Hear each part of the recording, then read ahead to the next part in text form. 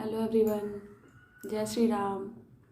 Sorry for late video. मैं video बना नहीं पाई, मेरी तबीयत थोड़ी ख़राब हो गई थी और मेरे फ़ोन भी मेरे हाथ से गिर कर टूट गए थे, तो मैं वीडियो बना नहीं पाई। अभी भी मेरी तबीयत बहुत ज़्यादा अच्छी नहीं है, तो इसलिए मैं कुछ कमेंट्स के जवाब दूंगी आप लोगों को।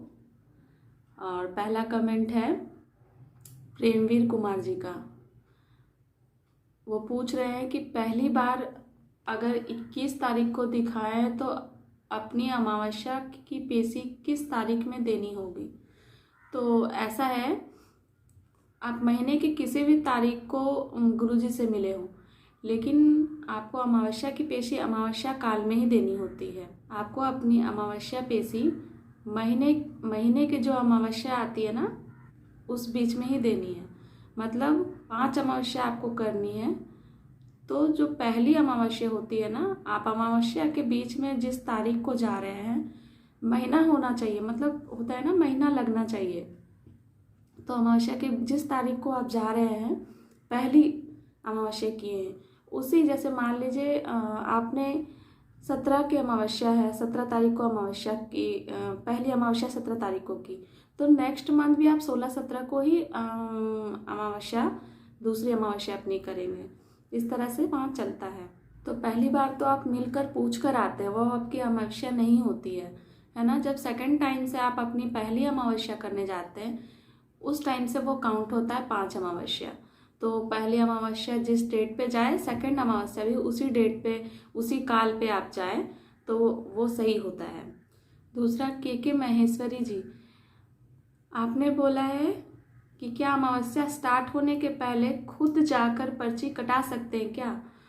तो अमावस्या स्टार्ट होने से पहले आप ज़रूर अपनी अर्जी पत्र जाकर स्वयं कटवा सकते हैं, लेकिन जो पहली बार जा रहे हैं आप, या फिर अपनी किसी फैमिली के लिए दिखाना है और उनको प्रॉब्लम है, तो आप जाकर ज़रूर पर्ची कटा सकते हैं कि हाँ भाई। और लेकिन जिस दिन आप जाइएगा उसी डेट की पर्ची आपको मिलेगी, ठीक है। लेकिन जिस दिन भी आप जाइए उसी दिन की ही पर्ची आपको मिलेगी, और उसी अनुसार नंबर भी आते हैं। तो अगर आप वहाँ से नज़दीक हो और आप चाहते हो कि जैसे 3 दिन 4 दिन वेस्ट हो जाएंगे, तो आप जाके पहले नंबर ले सकते हैं, अर्जी पत्र कटवा ले, तो आप अपनी पर्ची पहले कटवा के रख सकते हैं। जितने भी पैसे की आपने पर्ची कटाई है, काउंटर में आप ज़रूर पूछ लें कि इस डेट का नंबर कब तक आएगा, तो उस अनुसार आप दोबारा आके गुरुजी से मिल सकते हैं। लेकिन जहाँ तक पर्ची कटाने की बात है, तो पहली बार वाले लोग के लिए है। अगर आप अमावस्या के लिए आ रहे हैं तो आपको पहले से आकर पर्ची कटाने की कोई आवश्यकता नहीं है। आप आइए, जिस दिन आप आते हैं स्नान ध्यान करिए, पूजा पाठ वहाँ की जो भी विधि है वो सारा करके आप पर्ची कटाइए। पर्ची कटाकर आप दरबार में, जब लगता है ना, दरबार लगती है, वहाँ पे जाइए अमावस्या के बीच में, और वहाँ पे गुरुजी स्वयं साइन करेंगे, या फिर कभी कभी मुकेश जी से कहते हैं वो साइन कर देने को, तो वो साइन कर देंगे और आपका वहाँ अमावस्या खत्म हो जाता है, और कुछ भी कार्य नहीं होता अमावस्या का वहाँ पे।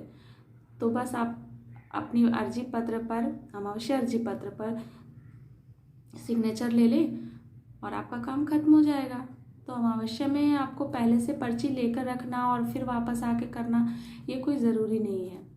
और एक बात, कुछ लोग जाते हैं अमावस्या की, जो 5 अमावस्या की अर्जी होती है ना, वो कटवाने जाते हैं, तो काउंटर में जाकर कुछ लोग ये भी करते हैं कि हाँ, मतलब फिर से वही रसीद कटा लेते हैं, जैसे बोलते हैं ना गुरुजी से मिलने की।